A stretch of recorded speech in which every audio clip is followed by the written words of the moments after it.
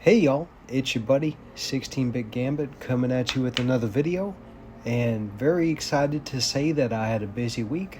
With that first video you saw, I set up the node that allows inside the game custom mapping for your buttons, and I also went ahead and I made a tutorial. So since I made that first demo, I took a lot of feedback from some close friends, and I think I made something on the order of, I don't think it's a lie to say that I did 10 to 15 improvements. So I wanted to make this video to show you how to run through the tutorial and also explain how to play the game to make it easier on the uptake. So I'm going to go ahead and I'm going to click tutorial and we're going to get started. So because I did this over the course of a day and I'm not the world's best writer, I did have to break the fourth wall a little bit. So when you first land, I put you right next to your uncle, who's kind of your guide through this tutorial, and 7 is flashing to indicate that that first bit of information you press 7 to get. So welcome to the tutorial. Press 7 to advance dialogue in game. First off, thanks for playing, and that's a message to all of you. Eventually this will be baked into the story, but for right now we're breaking the fourth wall. In this version of the game, you have two buttons to select options.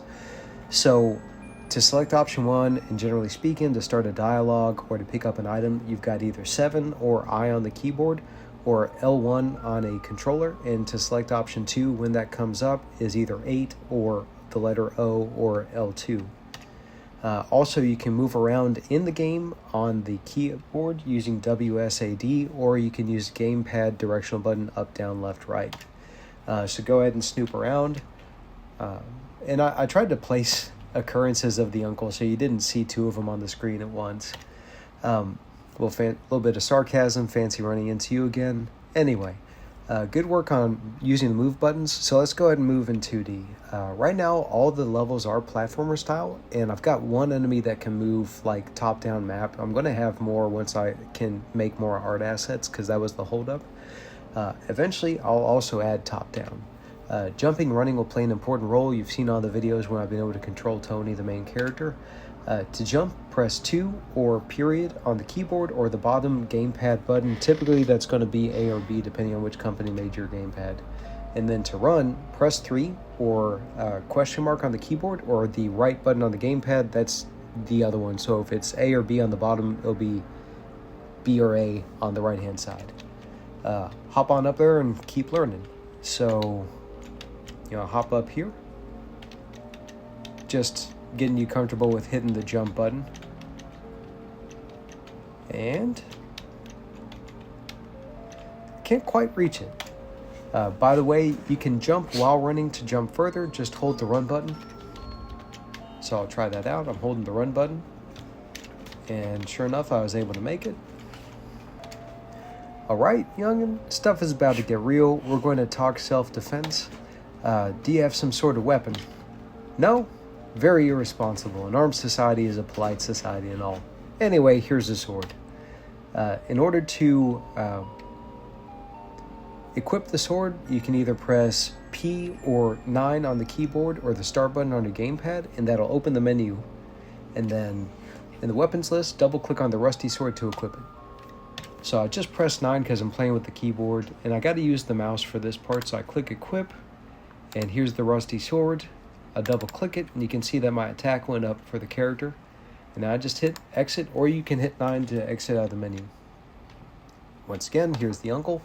Okie doke. This grumpy little guy is a tree imp. As soon as he sees you, he's going to bum rush you. Someone said the best defense is a good offense, so time to try out the sword. To attack, press 1 or comma or the left button on the gamepad. Take a couple practice swings. And do you notice that every time you swing, your stamina bar up there on the left drops down a bit? Keep that one in mind when you're running or fighting. When that goes to 0, you're up the creek for a few seconds. Once the cooldown is done, you'll start accumulating stamina again. So I'm going to demonstrate 1, 1, 1, and every time I attack, you see that stamina bar goes down, but if I stop, it starts increasing. If I take it all the way down, I enter a cooldown period, and you can see that all the buttons for the actions that use stamina go gray for a second. So attack, heavy attack, defend, roll, and run. All those can't be used when you're cooling down. You can just jump to get away. So real quick, I'm going to fight this dude, and he's going to fight back. And once again, here's the uncle. Testy little fella, you can use your potion to heal yourself. Go to the menu and double click in the inventory, or click in the inventory, then double click on the potion to use it. Also, here's a bit of armor to boost your defense. You can equip it by going to the equip menu and double click scratched armor in the armor list. So once again, I press 9 to open the menu. I can also press P to open it or start on the keyboard. And I go to items and I double click the potion to heal myself. And I go equip, and then down here to the armor, and here's scratched armor, so I double click it, and you can see that it actually bumped up my defense a whole bunch. So I exit out, and sure enough, look who it is again. Things are about to get spicier. There are a few triumphs below. They'll probably crowd you. You can defend yourself by pressing 5 or L or R1 on the gamepad, and you can avoid damage by rolling. You can roll by pressing 6 or semicolon or gamepad R2. By the way, I gave you some potions in case you get hurt too much. If I go into the inventory real quick, now I've got 4 potions. So to demonstrate, I'm going to hit this dude. I'm going to hit him again. I'm going to hit him. I'm going to hit his friend. I'm going to take a hit. You see how that damage went to 0? Also, you see how that bar is flashing and the screen kind of shook a little bit? Good job making it this far. Did you notice the yellow power bar starts flashing when you're fighting those 3? If not, no worries, you'll have another chance. Anyway, cool stuff happens when that's full. First, the screen shakes a bit. Second, you do more damage. And third, you have access to special powers. To indicate you can do this, the bar will flash, both sword icons will turn red, and the power icon will turn white. At this point, you can press 0 or spacebar or select to open the powers menu. Once the menu is open, time in game will slow down a little. It'll let you make decisions, and you can navigate the menu using the left or right button and the attack button to confirm. The powers split up based on the associated character. Obviously, they'll play a more active role. I just need more time to program them in and do stuff. And you have it. So the main character, Tony, the guy wearing the colander on his head, has a damage buff power. Donnie, dude with a cool ponytail, can heal you. And John Wayne, the guy with the raccoon hat, can shoot a fireball, but the control of it is a little bit wonky. That's on the short list of things to update. The cool part is using any of these powers will fully replenish your stamina bar to keep you on the offensive. So increasing damage and access to power should encourage you to be more aggressive. By the way, here's a helmet. Time to make some more friends. If you want to do twice the damage at the cost of twice the stamina, use the heavy attack, which is 4 or K or gamepad left button. So real quick, I'm going to go to equip the pot helmet, and you can see that my defense went up a little bit more. And so this was what I was faced with. Before I added the power bar functionality, I just noticed that I'd kind of kite or cheese enemies. Like I'd hit and I'd run away, and I'd hit and run away, then I'd wait for the stamina to increase. So that was why I added the ability for enemies to call in reinforcements, is because it wasn't really challenging enough. But I figured, what would make someone more apt to be aggressive is if you're kind of racing how your stamina bar goes down. You want to make sure your hits connect. You want to hit the enemy. You need to reward the person for staying in the fight. So although the stamina is going down, the power bar increases faster. And once it increases all the way, you get reimbursed either by being able to heal yourself or throw a fireball, and then it completely refills your stamina bar once you use it. And then also just doing that increases your attack power as well. So if I fight these guys, you see I missed right there, and you see that the power bar is already filling up, and I'm already doing pretty well. Granted, since I made the game, I know how it controls pretty easily, and I'm going to demonstrate a roll real quick, see how I can pass through that guy. I know I missed out on using the power bar. Hey y'all, I recorded this one after the fact, and I just wanted to demonstrate the powers menu real quick. So I'm going to hop down here, and I'm going to hopefully not die.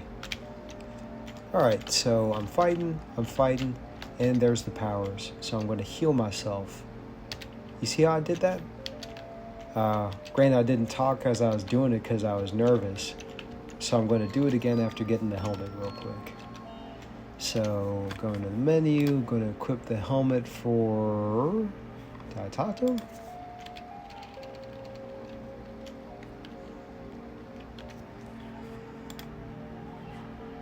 Got the helmet. Alright, I'm going to do this one more time, and this time I'm going to be less flustered, so I'm going to say what I did. I'm going to drop down, I'm going to do some damage, and do some damage, and wham. So I hit 0, the menu is open, time slows down. I'm going to hit 0, I'm going to hit attack to engage that button to heal myself. Now I'm going to go again, filling up the power, and one more time, and then I moved over to my friend, and I fired a fireball. So that's how to use the power menu. Yep. This one was an information dump because I couldn't think of an organic way to give these last pieces of information. So great work, just a few more things. In case you haven't figured out, your HP bar is the red bar up on the left. Total experience points is the green one. Whenever that rolls over, you level and the stats go up. All that can be reviewed in the menu status tab. Up and to the right is a mini map, and that shows how much of the world you've explored and where you are. And there's a higher resolution version in the menu on the map tab. Also, there's a settings button in the menu. If you want to do custom button mappings, it can be done there. Last two things, save and load. Look inside the menu. In there is the save load interface. Look for the button on the top left inside the menu. The first, biggest button will let you load a save file. The second, pencil, will let you save or overwrite. And the last one, eraser, will let you delete profiles. Last, moving between maps. Off to the left is a platform. We're going to stand on that in a second, so go stand up when we're done talking. The icon you'll see flashing is the indicator that lets you know when you can move between maps. The location of the number on the indicator tells you which world direction the next map will be. The number tells you whether to press select for option 1 or option 2, 7 or 8, or I or O.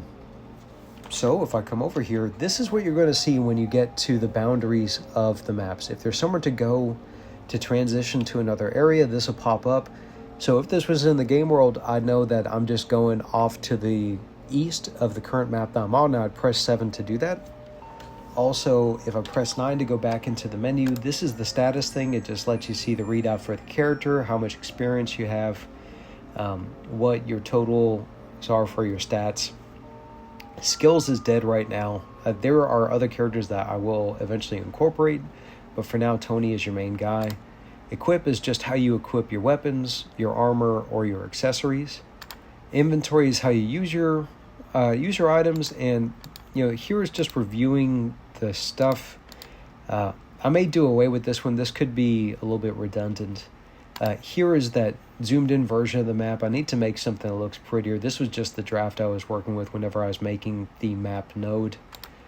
Journal has like a kind of a rough how-to, but a lot of what we covered is already here is in the video anyway.